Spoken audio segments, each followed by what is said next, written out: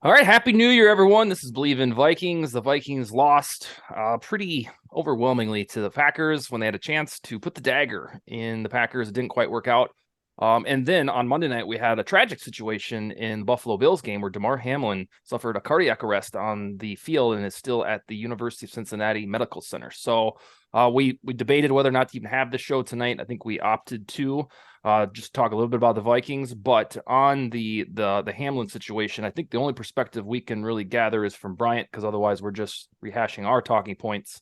Bryant, I'm sure nothing like this in the realm of sport has ever happened to you, but give us your take as a player. You know, we saw how emotional they were and how everything became secondary in that moment. Give us how you feel about that. Because the NFL, as far as the players is a brotherhood. So, everybody kind of felt they had some type of impact, based off of seeing him go down and then realizing that he had went into cardiac arrest. So that alone would disturb people, to be able to how do you kind of move forward? I kind of had an idea like it may be a little more severe than we expected because I don't recall them announcing what happened, while he was there. But for them to suspend the game to decide not to play anymore, I said it's definitely a little more severe than we can expect because that's something that's kind of a little traumatic, for some of those guys to be out there, and especially his teammates, the guys who on his team, for them to be a part of it and see one of their guys go down in a manner like that. And then you think about his parents, and they said his mother got into the ambulance with him as well too. And you're there, cheering your son on, and just have to kind of witness all that. Never ever have I experienced anything to that degree. I will say one time at practice at the Vikings, Percy Harvin had looked up into the sky, and I guess the sun hit his eyes a certain way, and he had a seizure on the field. But that was at practice, and it kind of was kept, I guess, kind of a little more under wraps. It wasn't like anything broadcast. So this was different too because this was on national television and everybody, was watching it live and seeing him go down. And, everybody from all over the world is praying for him. What's crazy is I found his page and I had posted him in my story like twice and I tagged him and I went to his page and he had like 70,000. And then I went the next day to post another picture. He had like 370 something. Like a lot of people have like come to his, support and is praying and, just hoping that he can pull through and, things work out for him. So very tragic, very of course, just everybody's caught off guard and stunned. But at this point, all we can do is just pray for the best for him. Well said, sir. If you were, a Bills player, do you even like practice or do you wait to get the all clear on them or do you just post up at the hospital or how? I mean, you're a man of the people, as we've seen from your retirement. What Um, what what would you do, big man? I don't know how. I mean, I don't know. Like, what are those guys doing? I don't even know what are they practicing. I think that no, I think they're all kind of scattered. I think some stayed in Buffalo, some of them went home. They're Okay, supposed to be practicing, but yeah, then that's a very tough situation because it really goes by what the head guy says too. Like, if he gives you, permission to stay, I guess. mhm. Like, do I stay? Like, um, yeah, I don't really know what the organization is doing. I do think that it would be. I just think things that just wouldn't be the same though because you're in practice and you know that you've seen what happened and you know that person is missing and why they're missing. You know what I mean? So that'll be on people's mind and seeing his locker and just always wondering. So it can form as a bit of a distraction for the guys. And then you also have the media who will come in there Yeah. and ask questions, and that's another thing. So it definitely would pose as a form of distraction for the guys to not have to keep asking and answering questions, regarding that situation. Well, on the Bills side, they're totally undetermined going forward because I think everybody is waiting on at least a somewhat positive prognosis on Damar. It just remains to be seen if we're going to get that or if it'll be kind of a reduced version. But the whole NFL world is on watch, and rightfully so. So, in terms of the prayers and thoughts, the show goes right along with it. But in terms of rehashing talking points about, what happened, not really going to do that. We're going to pivot to the Viking stuff. Well, as secondary as it is. Yep. Let's point out though, just really quick, because Bryant talked about, how many people are supporting him. And I think let's just talk about his GoFundMe really quick and how amazing that is, because he had a toy drive with a goal of $2,500. $2,500, and now it's at over $6 million.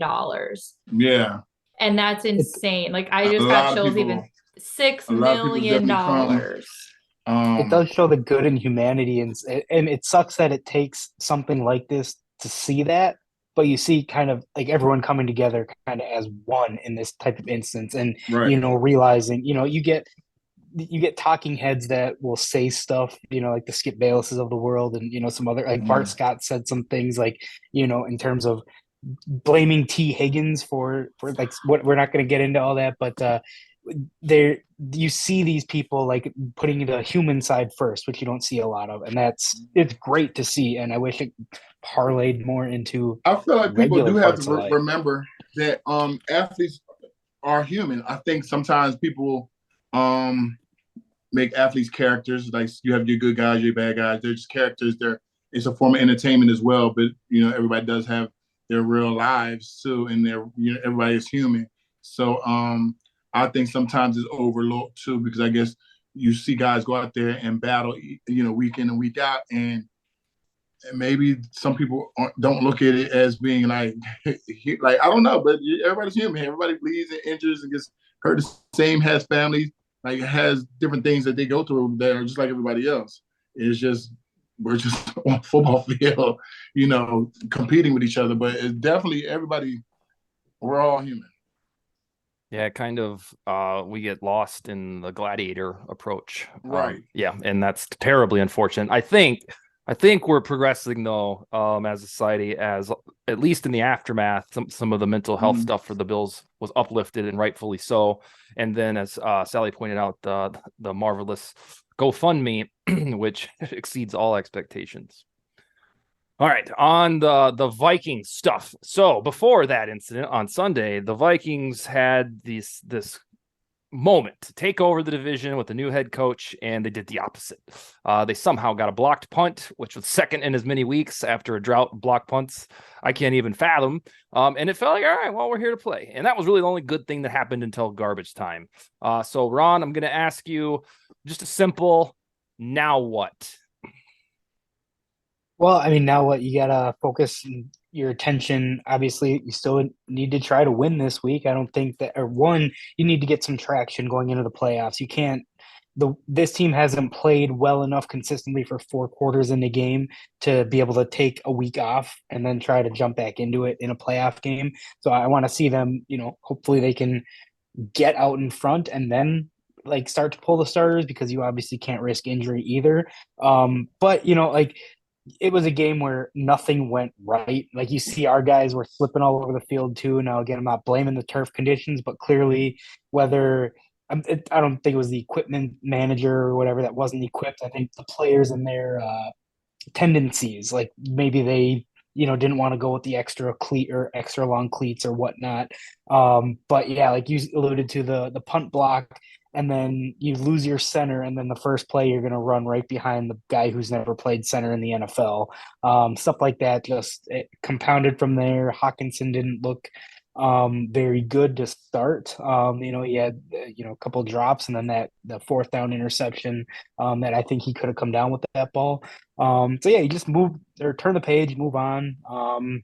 Understand the Packers were fighting for their playoff lives. Would have been nice to be the team that daggered them, but go into it, realize you still won the division, can still potentially be a 13-win team, and go from there.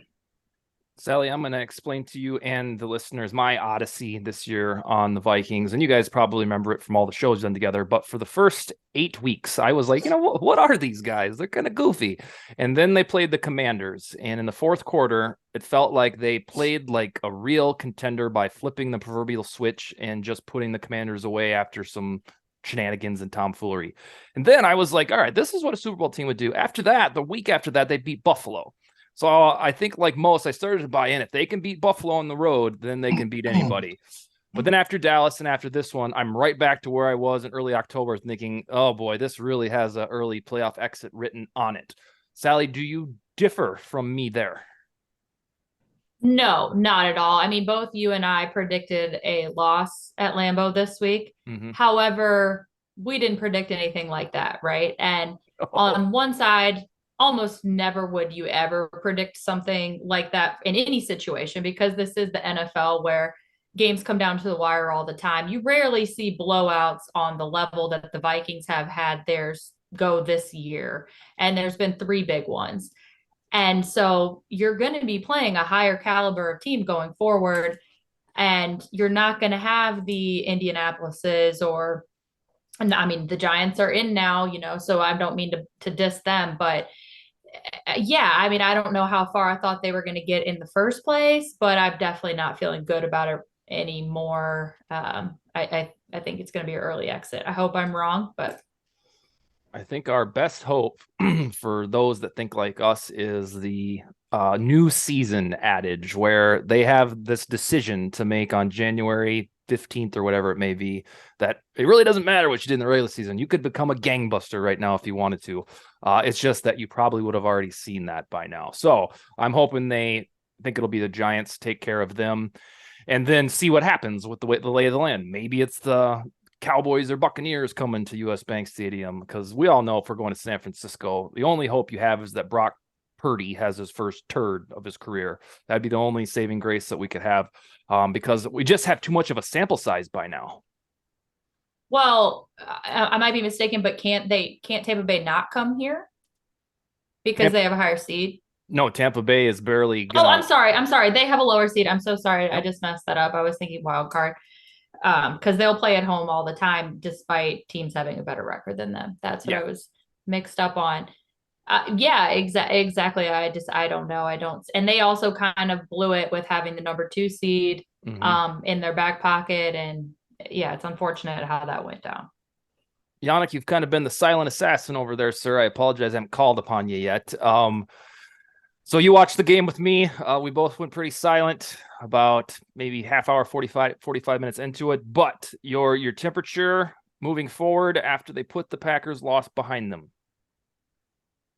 Yeah, they got to put it behind them. Playoffs are single elimination and everything can happen. I think the Vikings have shown that they can beat good teams. They can also lose against good teams by a lot. So everything is on the table, I guess. Bryant, we've had this little, I think, community-wide debate with the Vikings about cleats and footwear. The Vikings were slipping all over the damn place at Lambeau Field, and they don't usually do it to that magnitude. The Packers, of course, were not.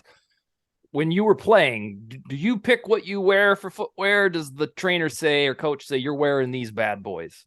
No, you pick. Okay. Before they pack your bags, you pick which shoes you want to wear, and they pack them in there. So it's really up to the players. I mean, they kind of would tell you what type of field it is, so you have the option of what shoes you want to put on. Sometimes you can put an extra pair in there too, just in case you're wrong, and change them. But it's up to you.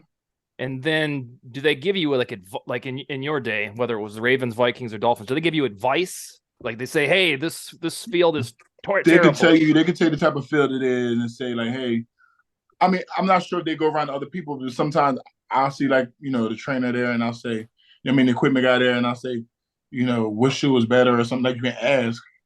Some people may not know. It's not like a big announcement made either. Like that's something you got to question. Okay. They did say, they have said that the equipment manager recommended them to wear a different shoe, and they opted not to. Like he went to them and said beforehand. That reminds me of my at least Adam and Jefferson, that has been said. Okay. That reminds me when my kids are doing some dumb shit, and then I'm like, yeah, I told you. So, now sympathy's there, but not quite as much as it would have been. But didn't they wait a while to change them? Wasn't it until the half? Yeah, it felt like I think Jefferson, well, at least on the broadcast, television broadcast, it sounded like Jefferson was the first one to say, screw this, I'm trying something different because, I mean, Kendricks, Cook, Thielen, like all of the gigantic playmakers were the ones who were falling. So I don't know if it was in unison or what was the catalyst, but I think it was probably. And the weird thing is like, we don't usually do great there, but it's not because we're falling all over the field. So and this was their 125th meeting. So this isn't some brand new place. That's why it struck me as so odd as to why, as a Vikings fan for 26 years, I'm seeing that field be a problem for the first time. It's usually, we talk Chicago. about, and boom, they play them this week. Yay. And Washington, yeah. Yeah, and in Washington's absolutely horrific and notorious. Well, Brian, so that's what if you decide you want to change your shoes or your socks or whatever, can you just go?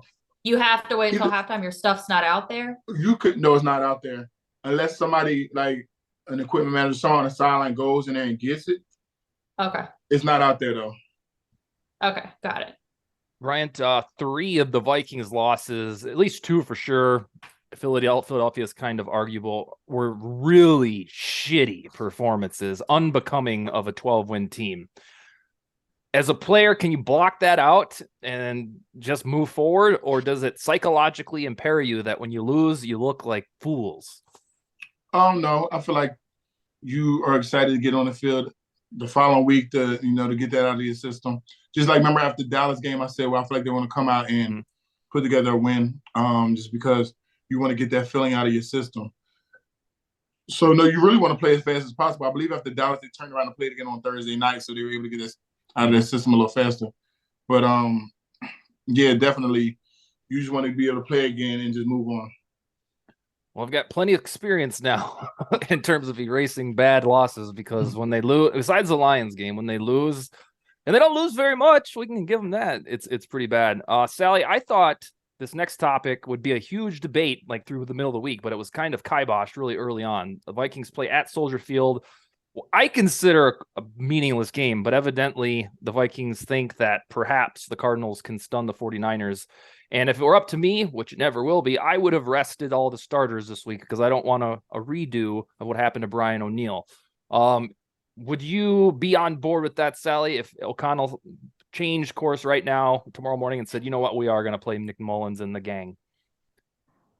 I could go either way on that. I think it's heightened to me the importance of possibly resting them because of the field conditions that are known in Chicago. That increases the possibility of injuries. But I do think that Ron is right, where they do need to regain some traction going into the playoffs, because that no means pun for intended. those. Oh gosh, yeah, I didn't even think of it like that. That means that there's 2 games where they didn't really play much, especially offensively. So I would like to see them play at least some, and maybe get some of that confidence back. Could go bad, could go the opposite way as far as confidence goes as well. But I would like to see them play some. Okay. One of the funny things I've heard in whispers, not in droves, is that they should hop out to a big lead and then pull the starters at halftime. I was like, when does this team ever hop out to a big lead? I mean, now that we say it and laugh at it like, hyenas, it will happen. But yeah, I saw that in a couple, I can't remember if it was articles or tweets, and I was like, what team are they watching? But that would be ideal if you get Chris Reed some 30, 40 snaps so he doesn't get on his bullshit against the Giants and then kind of wipe the bad taste out. I think that would be ideal. But if anybody cares, I would prefer just the rest of the starters and live to see another day, because it's kind of that cynical, stinking thinking for the Vikings that I just assume that, Darisaw is going to get hurt because we chose to play the starters, and hopefully I'm wrong. Ron, where do you land on the... Yeah, sorry. I mean, on that note, though, I think we need this offensive line to play at least a little together. Yeah. Oh, yeah. Like so. And that, that's perfect, because that's what I was going to say. It's like, you can't go in, like, Reed obviously needs his time. I know what was it, Greg Nance? Is that the guy that they brought in? Bobby at least Evans. A veteran, and then Bobby Evans on the outside. So they're bringing in bodies, but I mean, Oli Udoh, he's been here. He's been a guy that's, while he was slightly above Dakota Dozier. He at least has playing time. He has playing experience. I actually have always thought he is more suited to be a tackle. And I know that's what he played at his small school anyways, but now you're going to need to rely on someone at that right side, because who knows whether or not Brandel is going to be back come playoff time. But you need to get these guys some run. Obviously, it sounds like Bradbury may be back in time for the playoffs. But also the other part is if you're not rolling out with at least your main offensive line that you're going to be rolling out, you can't put Kirk back there. You can't let him get killed.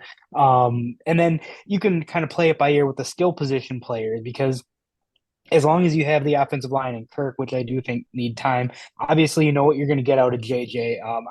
I think, contrary to what Jair Alexander has to say, I think last Sunday was more of a fluke than the previous one, because in 2 games against the Packers, he still got 10 catches, 200 yards, and 2 touchdowns. So that's a damn good 2 games, but. I think what he brings to the table. Obviously, Jalen Naylor caught his touchdown on Sunday, but get some of those younger guys playing time because you may need to rely on them in the playoffs. I put Jalen Reagor out there, try to showcase him a little bit, see what you have in him. But once the offensive line is out, then you got to pull Kirk because you can't let him be susceptible to taking unwarranted hits. So defensively, he's used to them. He's used to getting hit, but it's it is I feel like we say this every year. Like it is the Bears week 18. They have nothing to play for. They actually have a outside chance to get the number 1 pick if the Texans win and they lose. So who knows? Maybe Bears players, they don't have that. They have no chance at the playoffs. They're either going to go and try to spoil the Vikings or they're going to play very safe so they don't get injured and have to worry about staying here for rehab for the offseason. I'm telling you, those are 2 mindsets. That's a real those thing. Those are 2 mindsets that people have. I'm sure you're going to get some of those guys. I don't want to get injured. And I'm sure you're going to get some of those guys that they're not guaranteed to be on their roster or really any roster. So you're going to see some guys, playing hard, and then sometimes when that happens you get someone playing a little over hard, and that's when injuries tend to happen. So who knows but yeah, hopefully they get out big, the Vikings get out big, and then they can just we'll let the backups go. Talking ourselves through this here, Ron, based on what Sally said too, right now was the first time I ever contemplated a scenario where we play the starters, they play Peterman, and they beat us still. If that happened, it would feel exactly like the 2004 season where we felt like really this team is going to the playoffs because of how bad it ended in the last 4 weeks. And then McKinney and the gang went and won in Lambeau. But if they somehow lose and they're not resting starters, and it was like, Nathan Peterman, 353 touchdowns, oh boy, this was the first time I've contemplated that tonight. The same Nathan Peterman that threw 5 picks and a half in his first start. Yeah. Yeah. Against the Chargers in 2017. Yeah. He's been around for a while now. Yes. Bryant, what do you think? 24 total yards in that game as well.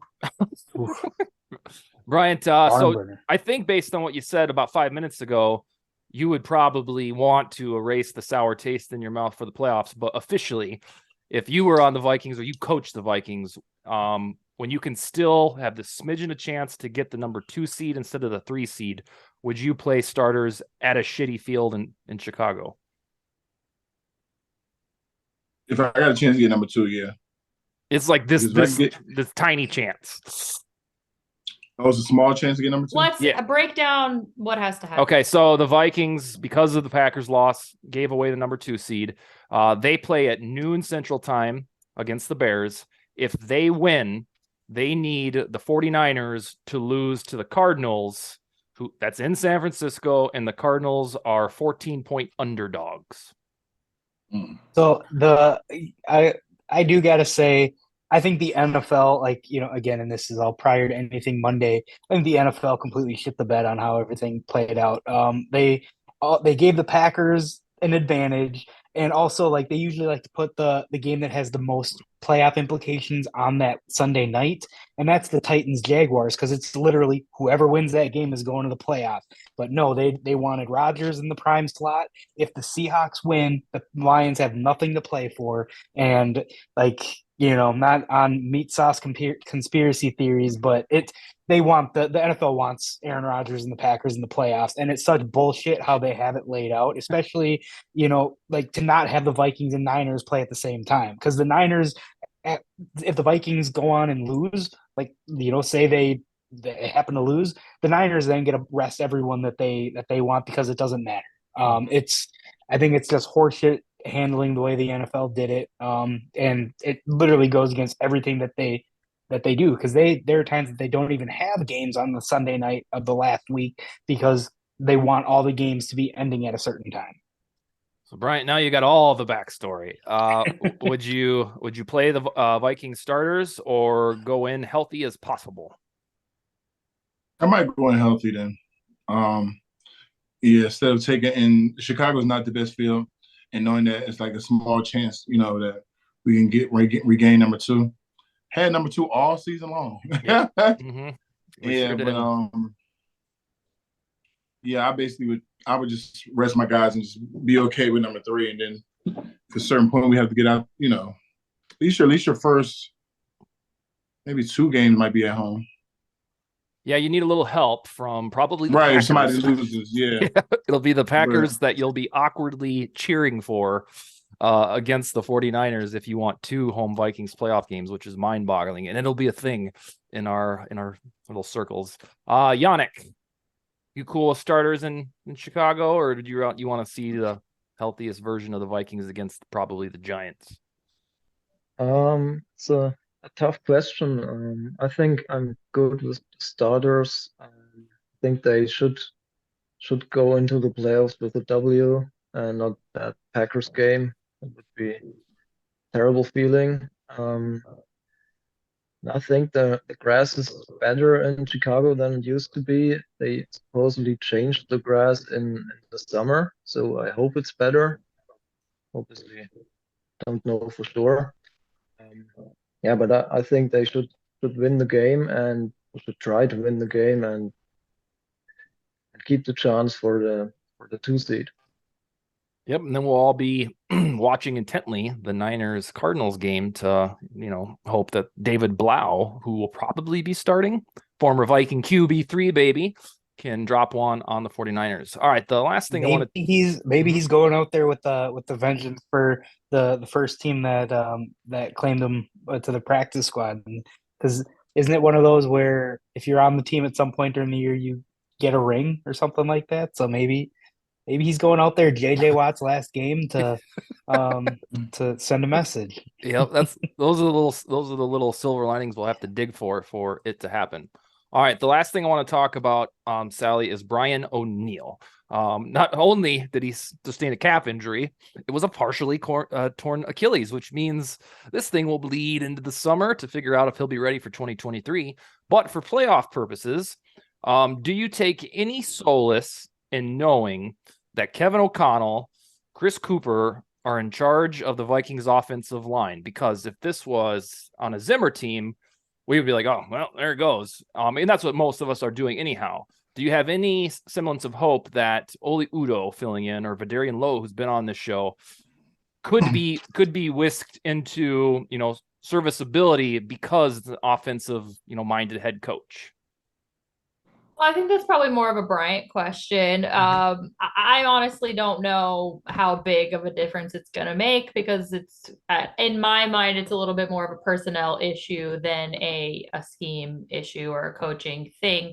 A coaching issue when it's literally in 3 days or 4 days that this has to be. Mm-hmm. Well, I guess it doesn't necessarily have to be figured out this week, but 2 weeks or whatever it's going to end up playing out as. I honestly think those issues might be as concerning as the ways that they lose these games, because it really is going to hurt them and their chances to get going offensively. And that's really a dark cloud hanging over the loss and then the offensive line woes. Yeah, it was because they've been, I mean, other than Darisaw, which obviously was a loss, but as compared to years past, we've had a really good offensive line situation. And to be going into week 18 like this, it just feels really bad. Yeah, well, Bryant, when you talked with Coach, how many games did you say you have left?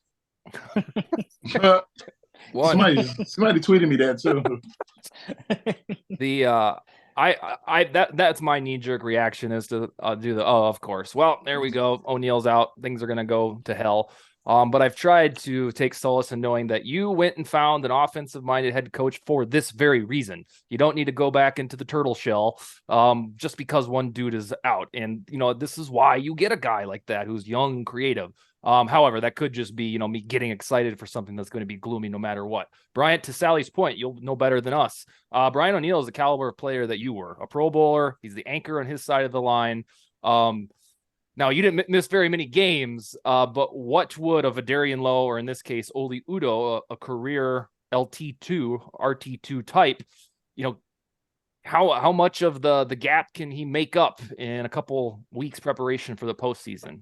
It really just depends on how he's been practicing and handling things, during the season, taking mental reps. And when he gets in there for practice and gets reps, like how he's really like taking on that role. I'm pretty sure his antenna is up now because he knows that he'll have to go in there and play. So he'll get some live bullets. So, at least this game, like, let him play and get used to being around, the live thing. And then he just have to work his way in, like, get a feel for things. But just communicate with the guys next to you. That way so he plays short and he plays fast. You're probably the perfect person to ask this. When one of your tackles, who's a damn good football player, goes down, do you think, as a fan now, do you think, oh, well, they're screwed? Or do you think, oh, no, the next man up will be just fine? I would have to be around the guys. But normally for my situation, I feel like we should be fine. Like they should be able to hold their own. I remember like Ryan Cook at one time ended up booting out the tackle or something. Remember, he was like a center, and then he was a tackle. Yeah. But I always felt like he was on both sides a lot. But other than that, I feel like he would always, still, hold down a position. So I was never worried about him like not doing his job. It was just like, okay, at what point is he going to show both sides?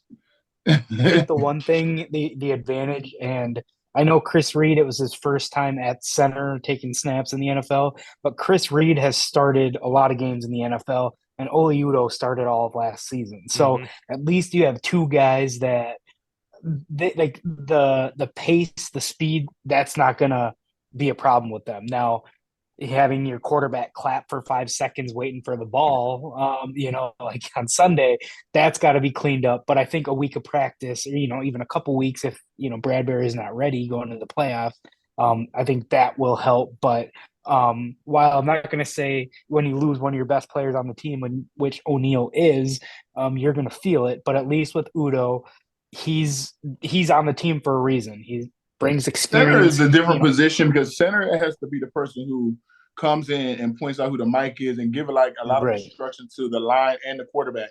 You know what I'm saying? And then you also have to be on point on a road, and it's your rival and it's loud and it's noisy to be able to hear or know when to snap the ball too. So it probably was a lot, for one time for this guy to get in here and have to fill in a spot where you have so many people you have to direct and then still know to snap this ball off. And I think, Brian, you had talked about this all last year when, when one guy would get hurt, we reshuffle the entire offensive line for one spot. At least this year, our guys are staying in the spot. Like, at least our starters, they're staying in the spots that they're supposed to play, and they're shuffling the backup guys, which that's the purpose of being a backup. Refreshing. Yeah. Yeah, like leave the starters there. Don't move a whole starter because somebody I hated that.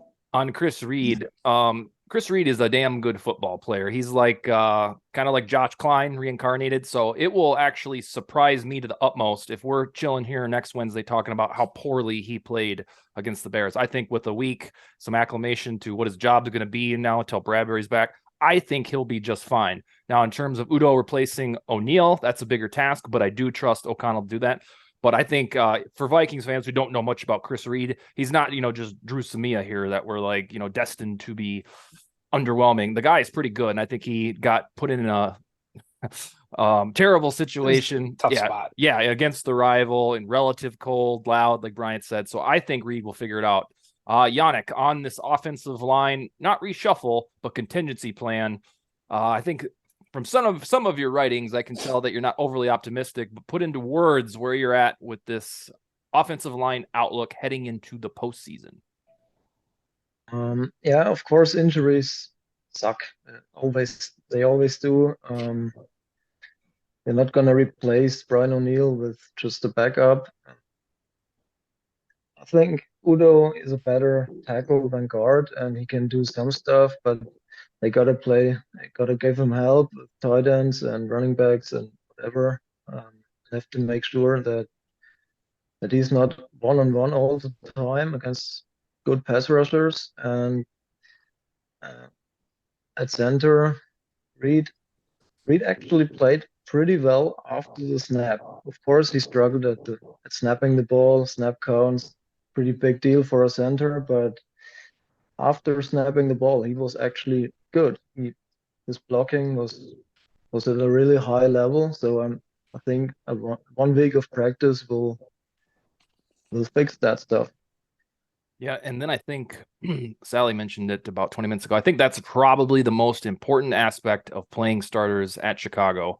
If you're like me and you're, rest the guys, the best caveat that can come from it is that, all right, well, at least you get this 5-some acclimated, assuming Bradbury isn't ready, because we know like the back of our hand what being besieged for Cousins feels like. We saw it from 2018 to 2021, pretty much every game under the Zimmer regime.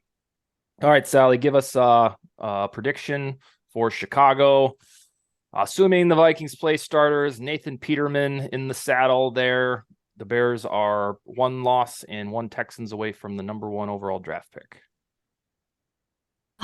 It's so hard to guess, as I'm sure you guys understand, because you don't know who's playing on either side.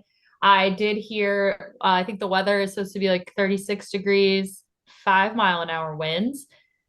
So we at least need Joseph to get a couple kicks, get some confidence back in there. So I think it'll probably be more on the low scoring side. I'm going to go with maybe a 21-10 Vikings. Okay. Ron, take into consideration typical Soldier Field Vikings games, fluky, weird, maybe sloppy. What do you got?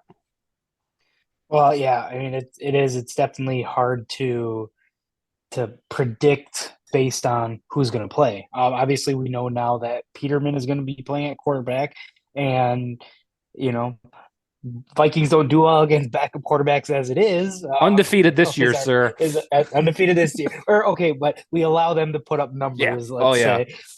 So that's a little concerning because again, like we talked about, there's a guy who his first half of football he threw 5 picks and was just absolutely terrible. I'm trying to look at what the over-under is at 43 right now. So that tells me it would be something. I mean, I don't think the Bears are scoring more than I don't think they're getting more than 17 points. But if we're going in the terms of 43 being the number, then I think the Vikings are going to win either way because I think our backups, whether that's Madison running or getting Kane out or some opportunities, or even Ty Chandler, I think is coming back soon. I mean, there's a reason why the Bears have 2 wins, 3 wins, whatever it is. And without Justin Fields, who showed a lot of strides this year, I mean, they're missing Eddie Jackson on defense and some of their other good players. So the Vikings should win regardless of who's out there. But let's say, they're not going to win. I don't think they're going to blow out. But, maybe a 24. Let's go 27-17. So keeping that right around the 53 number. Or 43 number? Sorry. But we'll see how it goes. What I think is going to happen in that blowout vein, you heard it here first, is that at this time next week, all of the popular takes in the NFL media are going to be Giants over Vikings because, hey, guess what? Did you know the Vikings have this underwater point differential? Everybody's going to discover it for the second time. They're discovering it this week. They're going to think the Vikings are upset alert, and therefore the Giants are going to win. And for the first time in over about 4 months, the Vikings are going to beat somebody very handily, and I think that will be the Giants. That's my sexy take with about week and a half for the postseason, as that their first decisive victory since September 11th is going to be in the wild card round. On this game, they're going to have in this game. I got 24-12 Vikings, and just stereotypical Vikings Bears games where you can't get overly excited about the win because you just kind of feel like a survival bout. Yep. Bryant, what do you got? I'll say 24-17 Vikings. Okay. Yannick, last word, my man. I predict Bears 9 and Vikings 28, and then the Vikings have an even point differential over the season. You did the math, didn't you? That's genius. Now, what would be better is for that to happen and have the even point differential, or for them to win a one-score game and be, 12-0 or whatever in one-score games? Which one would be the happier consolation we still got the record for those, so 11-0 would do the trick. Now, do you want to see a fourth quarter comeback? That's on the line. Yeah, because right now Cousins is tied with Stafford for the precious fourth quarter comeback metric. All right. Well, this time next week, no matter what, we'll be talking about playoff preview for the first time, playoff football for the first time since 2019. And will Bryant be coming? Oh, to the game, right? You got to come up for the playoffs. What would that be? January what? 14th, 15th, or 16th. 8. Yeah. You got any 14th or 15th, wouldn't it be? Could be Monday night 14th too. or the 15th. All right, I gotta check my calendar. You got any hints or tips, Sally? Only my own research. Hold on, let me pull up the screenshot that I have. Well, that works for us. Wait a second. Just talk for a minute. I'll find it here. Yeah, got too many damn things on my phone. Oh, I got it already. Okay. So Nance and Romo said that they're not doing any more Vikings games this year, which makes me think that they obviously that NFC games aren't going to be on CBS. And they usually aren't anyways. So that's in the playoffs, they stick AFC, NFC, Fox, and CBS. Right. So that eliminating that means the possibilities could be Saturday the 14th at 4:30 p.m., Sunday the 15th at either 1 or 8:15 p.m. And then obviously there's the Monday. I don't foresee the Monday happening because they want the Rodgers, the Bradys, the Mahomes. They want those guys on the Monday. But the New York market might be a big draw for one of those primetime spots. Yeah, maybe the night, maybe the Saturday, or but not the Monday. I don't see how they would get the Monday. Do you think the NFL is, especially with the major losses that they've taken in nationally televised games, why would they choose that? I mean, just my logic. Do you think that the NFL would be diabolical enough to put Cousins in the Monday night window, which they love to talk about? Cousins versus Daniel Jones. Daniel Jones is also very bad on prime. Oh yeah, that's right. Oh no, they both have that Monday night reputation. Yeah, so but I was just thinking with the New York market, they would want that in the premium slot as opposed to, San Francisco would be essentially a late afternoon game if they started at the normal, not late early evening game. But what I don't know. In me listing those, the 4:30 Saturday is NBC. Okay. And then the Sunday night is obviously NBC as well. So those could be CBS or AFC games. So those will be likely if the Packers make it Rodgers games, because how else would Chris Collinsworth, not right? They'll get the Sunday night. They'll get the Sunday or Monday, just like they're getting the Sunday this week, which makes no logical sense. So I think we're most likely to get the Saturday 4:30 or the Sunday 1 o'clock. So we've been answering all your questions, Bryant, in about 4-minute little speeches here. No. Yeah. So I know it's confusing. Normal. Yeah. So probably Saturday even, or Sunday.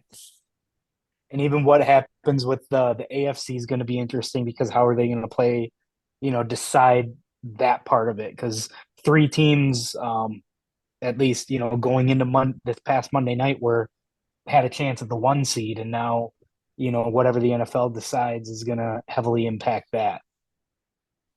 So is that a maybe, Bryant? Wow. Yeah. It's a possibility. I just have to check my calendar. To see. We're gonna have to drag you by the ears to the tailgate. Is that how this works? I know. I really need to finally make one. Get all drunk too well, early. It's still up in the air if we have one or not. We'll have to see. Okay. What's the? I didn't check. Well, if we get approved, which I mean, logically we should, but I see. I didn't realize the situation, so I think we will. Okay. Because how could it be sold out? I've had a pass there every game. So who would have swooped in and bought that spot? Yeah. All right. Well, the last thing I'm going to lift up again to listeners is the very real possibility that on wildcard weekend, you are going to have to decide whether or not you're cheering for the Green Bay Packers because you want the Vikings to host a home playoff game in the divisional round. It will come down to that. If you do not want the Packers to win, that means the Vikings go on the road, probably to the San Francisco 49ers. If you cheer for the Packers, that means you're cheering solely for a Vikings home game on the divisional weekend. So I like to get that out there because it's going to hurt some hearts to even think about.